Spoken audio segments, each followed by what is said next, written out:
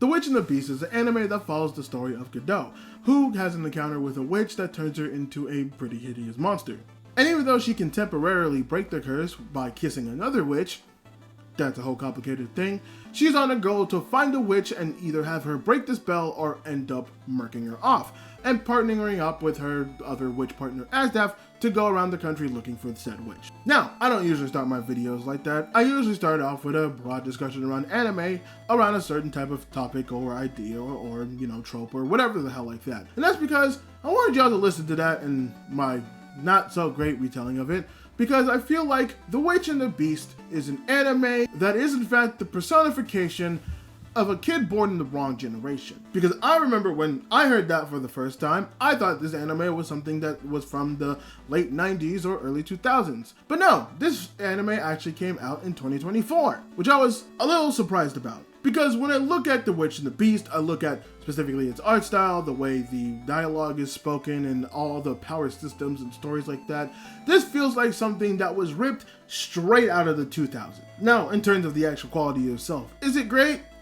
I think it's fine. I don't hate the anime at all, but it's definitely something that for me, it didn't really latch on much. While I do particularly like the art style of the entire animation, I think a lot of the dialogue and the way that the character acts can be kind of cheesy, and I just think the whole story itself is just kind of outdated for my taste. So if that's the case, and I didn't really find myself to be very fancy with this anime, then why the hell am I making a video about it? Because it's been stuck in my head for so long why I was having this weird fascination with this anime. An anime that I didn't necessarily care about in the first place, yet every so often I'd think about it, and I finally found the reason. I do believe that if The Witch and the Beast was made properly in the 2000s, it would have done so much better. Not only so much better, I think it would have been borderline a sleeper hit that we still talk about today.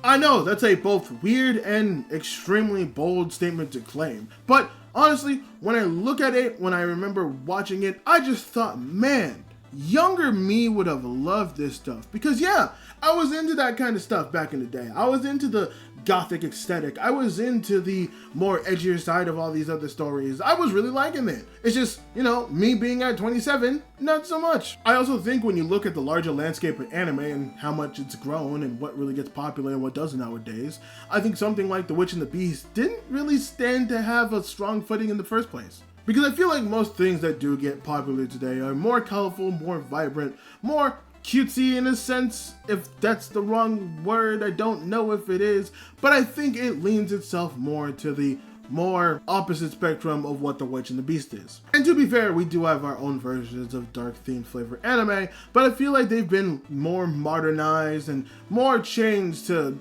cater to a wider audience. And something that is similar to it that I think is actually quite popular is Black Butler. But Black Butler is something that already had a fan base and did actually come out in the 2000s and does still have that very ravenous and sycophant fan base. And with The Witch and the Beast not really having any of those two core things that I think could really catch the eyes of many other people, I feel like it fell in a niche within a niche within a niche that just kind of swept it under the rug. But if this anime was put out in the 2000s or even the late 90s, I would not be surprised. In fact, I would put money on the fact that this anime would have done numbers, and we'd be probably seeing a season 2 already for it. Like for me, it reminds me so much of that quality of the 2000s anime that I wouldn't be surprised if the author themselves was trying to replicate that style damn near one-to-one. And hell, if that was their goal to actually do something like that, then I give them a lot of props, because while again, it wasn't something that was my fancy, it definitely was something that stuck with me somehow, so that's good.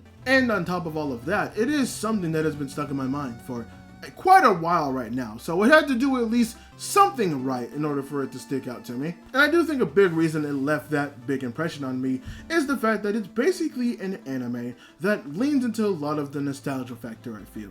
It may not be the one-to-one like I was talking about before, but it definitely it pulls from a lot of those earlier stories from back in the day, which probably fuels the nostalgia that I'm feeling for this as I'm recording. And if any merit, this is an anime I think feels the closest to actually watching something from back in the day. It's captured a lot of that inspiration very well, mimicking the dialogue style as well, and on top of all of that, the art that they use is very on point. I would definitely go as far to say that The Witch and the Beast at the very least is an acquired taste. I can see somebody liking it and enjoying it, and there are aspects that I do actually quite like about it. I like the world building around it, the music's actually fun, and as much as I might not like the story itself, Godot and Astaf are actually a really good duo. In fact, I'm quite surprised this story didn't even get the traction off of Godot and Astaf, as I feel both of them are very much the archetypes that people like nowadays. Godot is the tough, rugged woman that likes to beat the shit out of everybody, and let's face it, there's a lot of people out there that likes to be getting the shit beat out of them by pretty women.